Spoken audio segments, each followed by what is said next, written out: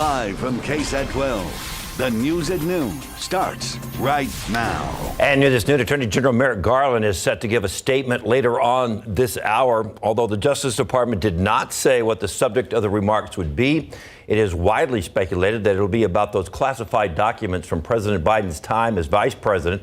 His lawyers found them in his former private office.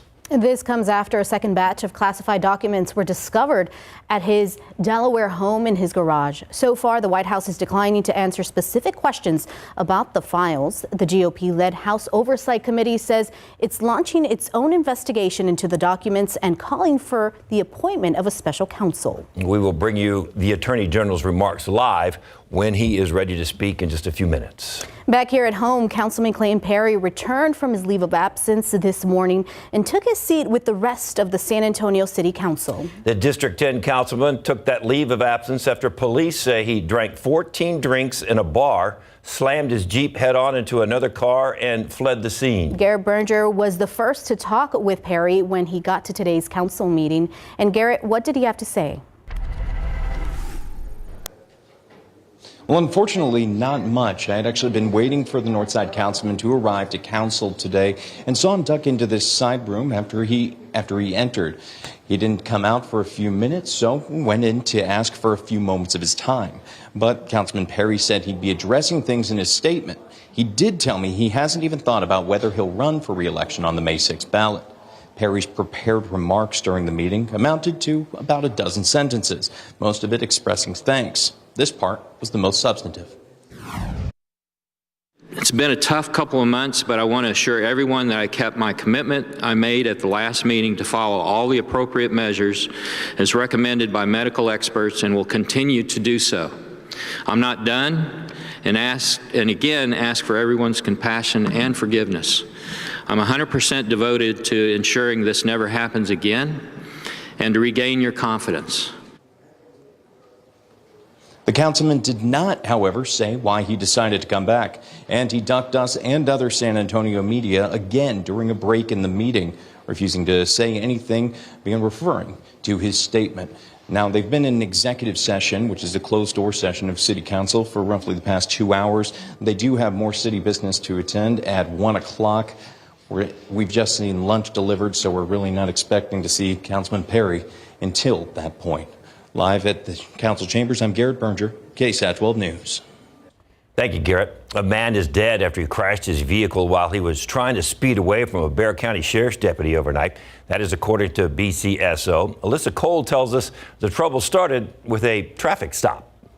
This is the scene left behind after a man crashed into a utility pole and hit a parked tow truck near West Military in Marbach. It happened around 1 this morning after a Bexar County Sheriff deputy pulled the driver over. During the initial traffic stop, the deputy spotted what he believed to be narcotics inside the car. The driver willingly handed him what we believe to be prescription medication, Xanax, something like that, in a baggie that looked like it was packaged for commercial distribution. But then the man inside the vehicle indicated to the deputy that he had a handgun. So the deputy at that point verbally asked the suspect to step out of the vehicle. The suspect just said no and then drove away at a high rate of speed. The sheriff says the deputy did not have a chance to chase the driver, but when he went looking for him, he stumbled upon the crash scene. The man was ejected out of the vehicle and died. Investigators found drugs and a weapon. We did find a felony amount of drugs in the car and at least one handgun underneath the suspect. We did find various different calibers of ammunition. Police found Xanax and marijuana inside the vehicle, and they say it appeared sealed and packaged, ready for sale. No one else was injured in this incident. Police are working to identify the man. Alyssa Cole, KSAT12 News. A look outside with live cam, 58 degrees, but it's still a nice day for David Sears' birthday today. Thank you. Happy birthday. And I have some rocks in my pocket. Yes. You knew that was coming. I was waiting for it. Brick in both hands, holding on, baby. The wind is blowing. David's been waiting half a day to use that. I love it. It's a good point. It is windy out there, and happy birthday, by the way, David. Thank you. We've got some gusts close to 30 miles per hour right now here in San Antonio. And those gusts have been as high as 30, 35. They're starting to come down just a little bit, but it's going to take quite a bit more time before we completely get rid of this gusty scenario that we're in right now. 36, the latest wind gust in New Braunfels, gusting to 23, and Uvalde gusting to 18 in Carrizo Springs. So it's windy all the way around. Thanks to a cold front last night. Blew through pretty quickly. Brought us just wind, no rain. You see the gusts here around San Antonio, gusting to 30 down there at Stinson and 22 in Pleasanton. Seen outside right now, we've got some high clouds coming through at the moment, so you see some shadows. 58 degrees at the airport, dew point is at 33. That temperature has stayed pretty steady. It's going to be hard for us to get any warmer than I'd say the low to mid 60s this afternoon, just based on the temperatures right now. And the fact that we do have some of these high clouds that are fairly thick working down through the San Antonio area. Temperatures 61 Hondo, we're at 58 here in San Antonio. We are seeing some 70s down to the south, 71 in Cotulla, but 50s to the north, 51 Kerrville, 53 in Fredericksburg, and right around 60 here in San Antonio. So as you plan out the rest of your day, know that it will stay windy into the afternoon. Temperatures mid 60s for highs, and then quickly falling off tonight. We'll see less wind, but lighter winds, clear skies, low dew points. You know what that means. It's going to be a chilly Friday morning. We'll look at those numbers and get you set for your weekend, too, coming up in just a few minutes. Thanks, Justin. New at noon, police are searching for a suspect who they say kicked in the front door of a San Antonio home in September and shot the man who lives there. Police just released this surveillance video. The shooting happened on September 19th in the 200 block of Utica Place near I-35 and North Flores Street. San Antonio police say the victim was hit in the chest. Police believe the suspect is homeless, travels on a bicycle, and frequents the Five Points area just north of downtown. He is wanted on an aggravated assault with a deadly weapon charge. You can call Crime Stoppers at 210-224-STOP if you know something that can help officers with this case. And police in Schertz also trying to solve a mystery. They want to find two people seen breaking into Clemens High School over the weekend. Police say on Saturday morning, the pair got into the building. They used force to do it. Photos posted by police on Facebook show a man and woman with fire extinguishers inside the school. Anyone with information can call the Guadalupe County Crime Stoppers hotline at 877-403-TIPS. A 24-year-old man taken away in handcuffs after police say he tried to hit someone with his car. San Antonio officers tell us the suspect got into a fight with someone while he was parked in the 400 block of Perrin Central. Police say the suspect then tried to hit that person with his vehicle. However, he ended up hitting a business instead. Officers tell us he crashed into a convenience store. No one was hurt. Police arrested the driver. He's been booked on DWI. Diabetes has a big impact on the San Antonio community. That's why Metro Health is working on ways to help people manage the chronic condition. One of their latest methods involves linking diabetes education with car maintenance. Getting your glucose levels managed isn't an easy thing. It takes practice. And just like it takes practice to drive a car. Jeannie Concha, assistant professor at the University of Texas at El Paso, is bringing a unique workshop to San Antonio. It's connecting car culture to diabetes education. The Diabetes Garage is designed to talk about knowing your own body, like you know your car. So how to operate your own body, your features, the anatomy, what is diabetes.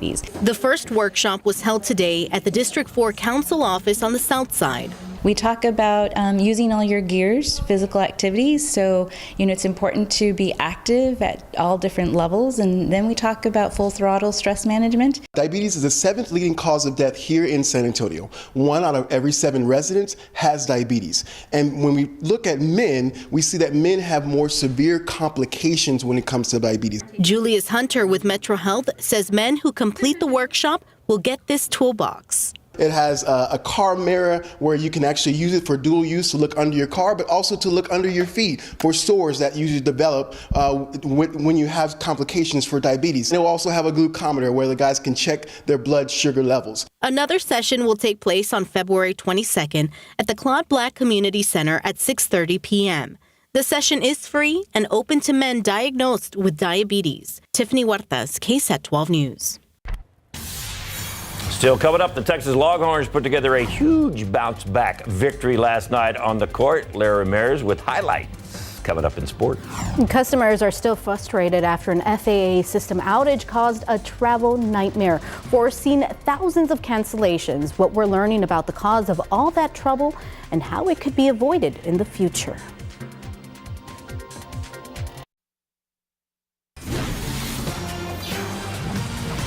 Now to the travel chaos at airports across the country after a maintenance error caused an FAA computer system to fail. More than 10,000 flights were delayed or canceled yesterday. As ABC's Rena Roy reports, passengers now demanding answers about this massive meltdown. With the FAA's critical computer system back up and running, a senior official tells ABC the agency has increased staffing to monitor the system and help prevent another catastrophic failure. This amid a demand for answers with thousands of flights delayed or canceled across the country Wednesday. The FAA saying the meltdown was caused by a damaged database file in the Notice to Air Missions Computer System, or NOTAM, which delivers crucial safety information to pilots before taking off. A senior official telling ABC News during routine maintenance, an engineer reportedly replaced one file with another. With a government system, we're going to own it, we're going to find it, and we're going to fix it. Chaos in the skies all day Wednesday, with the FAA issuing a nationwide ground stop at 7 a.m. When I walk in, it's just pure chaos. By 9 a.m. it was lifted, but the delays were already widespread, about 9,000 of them, and more than 1,000 cancellations. A lot of frustration. A lot of confusion. This is something out of the control of the airlines right now. Experts say the system is outdated. A source telling ABC a newer system would have caught the bad file. Rena Roy, ABC News, New York. Once again, outside with live cam. So if you wanted to eat out on the patio or the back porch, you might have to put a lot of food on the plate, keep it from blowing away. No napkins. Picnic. Yeah, no. Just use your sleeve today. Things you don't think about. But we do. Good information. Don't use your sleeve, okay? Use your napkins. Don't have it. It'll blow away. What do you got left is your sleeve. All right. I feel like I've spent like the last few years telling my kids, don't use your sleeve. Maybe today. The aquifer is down 0.3 foot to 636 even. In your pollen count, we have high counts in Mountain Cedar, 7,190. Not a surprise with these gusty winds. We'll see if it goes even higher tomorrow. Molds, for whatever reason, jumped up into the moderate category. I'm sad to say they're at 650. A complete look at your forecast coming up.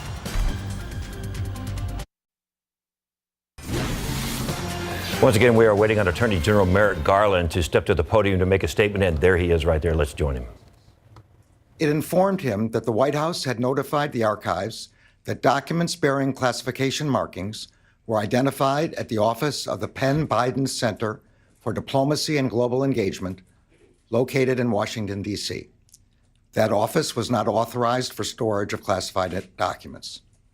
The prosecutor was also advised that those documents had been secured in an archives facility. On November 9th, the FBI commenced an assessment consistent with standard protocols to understand whether classified information had been mishandled in violation of federal law. On November 14th, pursuant to Section 600.2b of the Special Counsel Regulations, I assigned U.S. Attorney Lausch to conduct an initial investigation to inform my decision whether to appoint a special counsel. Mr. Lausch has served as the U.S. Attorney in Chicago since 2017. Before that, he spent more than a decade as an assistant U.S. attorney in that same office. I selected him to conduct the initial investigation because I was confident his experience would ensure that it would be done professionally and expeditiously. On December 20th, President Biden's personal counsel informed Mr. Lausch that additional documents bearing classification markings were identified in the garage of the president's private residence in Wilmington, Delaware. President Biden's counsel informed Mr. Lausch that those documents were among other records from the period of the president's service as vice president. The FBI went to the location and secured those documents. On January 5th, 2023, Mr. Lausch briefed me on the results of his initial investigation and advised me that further investigation by a special counsel was warranted. Based on Mr. Lausch's initial investigation, I concluded that under the special counsel regulations, it was in the public interest to appoint a special counsel. In the days since, while Mr. Lausch continued the investigation, the department identified Mr. Herr for appointment as special counsel. This morning, President Biden's personal counsel called Mr. Lausch and stated that an additional document bearing classification markings was identified at the president's personal residence in Wilmington, Delaware.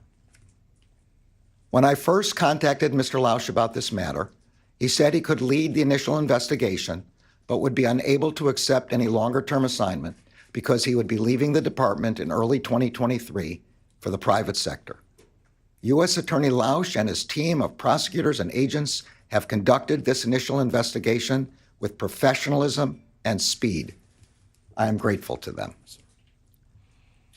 Earlier today, I signed an order appointing Robert Hur as special counsel for the matter I've just described. The document authorizes him to investigate whether any person or entity violated the law in connection with this matter. The special counsel will not be subject to the day-to-day supervision of any official of the department, but he must comply with the regulations, procedures, and policies of the department. Mr. Hur has a long and distinguished career as a prosecutor. In 2003, he joined the department's criminal division, where he worked on counterterrorism, corporate fraud, and appellate matters. From 2007 until 2014, Mr. Hur served as an assistant U.S. attorney for the District of Maryland, where he prosecuted matters ranging from violent crime to financial fraud. In 2017, Mr. Hur rejoined the department as the Principal Associate Deputy Attorney General. In 2018, he was nominated and confirmed to serve as a U.S. Attorney for the District of Maryland. As U.S. Attorney, he supervised some of the department's more important national security, public corruption, and other high-profile matters. I will ensure that Mr. Hur receives all the resources he needs to conduct his work. As I have said before, I strongly believe that the normal processes of this department can handle all investigations with integrity. But under the regulations, the extraordinary circumstances here require the appointment of a special counsel for this matter. This appointment underscores for the public the department's commitment to both independence and accountability in particularly sensitive matters, and to making decisions indisputably guided only by the facts and the law. I am confident that Mr. Hur will carry out his responsibility in an even-handed and urgent manner and in accordance with the highest traditions of this department. Thank you all. An extraordinary turn of events here. Attorney General Merrick Garland just moments ago saying it is in the public's interest to appoint a special counsel now to look into classified documents discovered in at least 2 locations involving President Biden. These documents, of course, taken from the administration after he served as vice president with then President Obama. At first, U.S. Attorney John Lausch, who was Once again, ABC wrapping up that press conference by Attorney General Merrick Garland announcing that it is in the public interest to appoint a special counsel to investigate these batches of classified documents found at President Joe Biden's office and President Joe Biden's residence in his garage. They've appointed Robert Hur as special counsel to investigate the discovery of these classified documents at Biden's home. And we did hear about a detailed timeline of everything, how it unfolded, how the investigation started until what we know today. Yeah, from what we understand, the first set of documents that were found back in October of last year, and then this second set was actually found in December, but we're just now finding, the last couple of weeks, finding out about these 2 different sets of documents. So, of course, we will keep you up to date on any more developments throughout the day on our website, KSAT12, and much more from this on KSAT12 News at 5 and again at 6. All right. Well, let's take a look outside, or let's go ahead and talk to Justin. Yeah, we'll just go straight over here to the Weather Center. And what I'll tell you is it's windy out there, guys. You've had a windy morning after a cold front that passed through last night. Look at these gusts. These are the peak wind gusts over the last 24 hours, but mainly they've occurred this morning. Or, right around sunrise or so is when we had the strongest wind gusts. 36 here in San Antonio. We've had gusts close to 40 in New Braunfels. That's the strongest wind gust we reported here over the last 24 hours or so. And it's still pretty windy out there. We notice we've got some high clouds here in the distance, some blue skies there in the foreground, and we'll see some more blue skies, I think, this afternoon. 58 degrees here in San Antonio right now, 60 at Stinson, 61 over at Kelly. And there's a look at the current wind gusts, and we're still seeing gusts up around 36 there in New Braunfels, close to 30 here in San Antonio. But in general, these numbers are trying to come down some, so there will be a little bit less wind as we get into the afternoon and evening hour. One thing we know is that these gusty winds have kicked up Mountain Cedar, and these numbers are starting to rise again. We had a little bit of a lull, but now starting to come back up, and chances are numbers will be high again tomorrow. Today they're at 7,190, if you were curious. The wind gust forecast. We think gusts will be around 25 miles per hour or so through about 4 o'clock, and then they do start to drop off. Less wind overnight. It won't completely die down, but just not as strong as what we're seeing right now. So with that in mind, light winds, clear skies, dry air, all a perfect combination to get us some cold temperatures by tomorrow morning. So this is 7 a.m. tomorrow, 38 here in San Antonio. Could get down to 36 in Boerne, close to freezing in places like Kerrville and Bandera, Divine, Castroville. If you're in these areas, just know that if there is a freeze, it will be light and it'll be brief. But it is a possibility, as even the outlying areas of San Antonio could see temperatures get down into the mid to even lower 30s in some cases. Here is the big picture. And yesterday there was a lot of dust kicked up around West Texas. It appears some of that dust, very light concentrations of it, but some of it had been kicked up into the atmosphere, and some of that's making its way down here. We've also got that area of high clouds that's moving through behind our system, which is now moving off to the north and east and still producing a little bit of snow in Missouri. But this system is going to be a severe weather maker, unfortunately, for those across the southeast. This is the storm potential today. Montgomery, Alabama, over to Atlanta, Georgia. Kind of the bullseye for where we could see some of the strongest storms later this afternoon and this evening. But this is all well east of us. We will not see any rain, at least not anytime soon, especially with dew points like this. Dew points are going to be very dry today, tomorrow, Saturday. On Sunday, we try to get a little more moisture in here, but it doesn't do a whole lot for us. And it's not really till Tuesday and Wednesday that we see the dew point really start to jump up. And I'm hoping by Tuesday and Wednesday, we do actually have a chance for rain. Right now, the rain chance on Wednesday is 10%, which I know is not much, but it's something. And I think as we get a little bit closer, if everything pans out the way it's looking, maybe we can raise that rain chance just a little. But 65 tomorrow, 67 Saturday, 74 Sunday. Notice the morning lows start to moderate too. So by Sunday morning, we're back into 40s, and then we'll get 50s Monday morning. Everything looks good for the March on Monday, 78 degrees. Good weather, 79 Tuesday and 72 on Wednesday with that small chance of rain. We'll be right back. The Spurs closed out their two-game series at the Memphis Grizzlies last night. First quarter, Jeremy Sohan drives in for the dunk and the foul. The Rook scored 11 points with 5 assists, one of them right here, feeding Jakob Poeltl for the hoop and harm. Jak had 17 points, 12 boards. Third quarter, Jeremy drives in for some more jam. Now, Ja Morant was back for the Grizzlies last night, and he went off for a game-high 38 points in 32 minutes. The Spurs trailed by as many as 19 in the third quarter, and they battled back to draw within 3 with 2:41 left in the game, but the Grizzlies hold on to win 135 to 129. Keldon Johnson returned, and he scored 24 in the loss. I wish we could have pulled it out, but we kept fighting, man. I'm proud of my team. I couldn't be more proud of the guys. We battled so much this season, and it just shows out there. We had no quit out there. I'm happy the way we were our resiliency. Getting off to kind of a sloppy start with turnovers, and they got a lot of easy baskets. And I think we were down like 16 or 18 at one point there in the second half, and we just kept fighting. So that's a good sign that we're not giving up. Spurs are back home where they'll host the Warriors tomorrow night at 6:30 in the biggest game of the regular season. And I'm not kidding, because the Spurs are in line to set the NBA's all-time attendance record for a regular season game when they host the Warriors tomorrow. The team reporting last night that 63,592 tickets have been sold, which will break the old record of 62,046 set by the Bulls and Hawks in the Georgia Dome in March of 1998. But ticket sales are still open, and that could grow to more than 65,000 fans, raising concerns, of course, about traffic. So fans are being advised that to get to the Dome early. Use Via Park and Ride if possible to help ease traffic congestion. Free parking will be available starting at 3 p.m. at City Garages and City Tower St. Mary's, and the Alamo Dome doors will open at 4:30 p.m.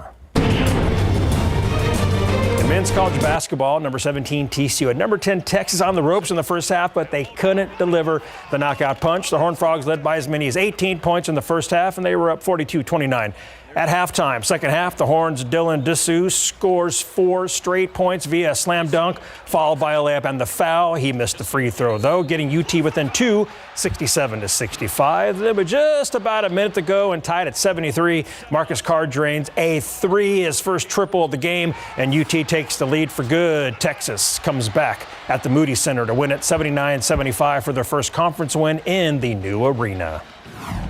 You just got to work the game. RT preaches that all year. Work the game for 40 minutes. Good, bad, good start, bad start. You know, you just got to come and play the next possession. And we just try to hang our hat on that. But, you know, they're going to go on runs. They're a great team. They got great players. So we just had to respond.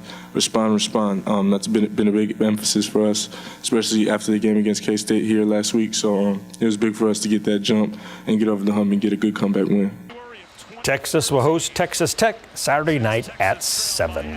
That could be ugly. Very ugly. I'm just so thrilled that there's so many people that remember the Spurs when they played in the Dome that want to be there for this celebration tomorrow. That is going to be such a great evening. And I love that video that you just showed. Yeah, I've never seen an NBA game at the Dome, so this will be a first for me. Oh, it'll be fun. Yeah. You'll love it. Thanks, Larry. We'll be right back.